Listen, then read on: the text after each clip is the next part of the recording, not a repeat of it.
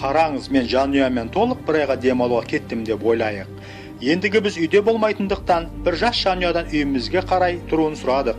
Әйеліміз екеуміз оларға ең керекті болады дегеннің барлығының нақты нұсқаулары жазылған дәптерді қалдырдық. Оларға гүлдерді қалай суғару керек, үй жануарларына қалай қарау керек деген нұсқауларды анық қанық етіп жазып қалдырдық. Онда тіпті қоқысты әр бейсенбі күні алып кетеді, сәрсенбі күні кешкісін көшеге шығарып қоюды ұмытпаңыздар деген нұсқаулардың жоспар мазмұндамасы да бар еді. Немесе жертөледегі краннан су тамшылайды, соның дұрыс жабылғанына көз жеткізіңіздер деген сияқты нұсқаулар. Ары қарай бұл жас шөп дәптерде жазылған нұсқаулардың бәрінде жақсылап қарап шығып, орнықты түрде орындап шығуға шешім қабылдады. Алайда, ендігі осы жағдайға 30 күн өткеннен кейін қарайық. Үйге кірер ауыздағы жолдың бәрі қоқысқа толған. Бұларды олар тіптен еш көшеге де шығармаған. Өсімдіктің бәрі қурап кеткен өлі. Жертөледегі кран тіптен жабылмаған. Сол себепті үй суға толған. Сосын үйдің артқы ауласын көрейін дедім. Ол жақтан үйдегі жануарлардың мүрделерін көрдім. Олар бәрі де өліп қапты.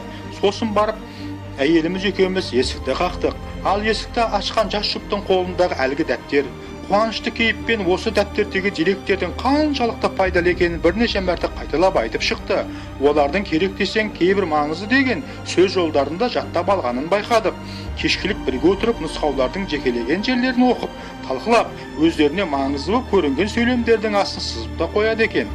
Олар тіпті басқа адамдармен кішігірім топ құрып бұл дәптерді оқитын болыпты. Ал мен айтайын оларға айтарым, әділетсіздік жасағандар менен аулақ кетіңдер деймін. Дұрыс емес пе? Өйткені тек біліп алу бұл жеткіліксіз, іс жүзінде орындау керек қой. Көктегі әкенің еркін біліп қоя салу бұл жеткіліксіз. Онда әрі өмірде сүру керек, бауырым. Аумин.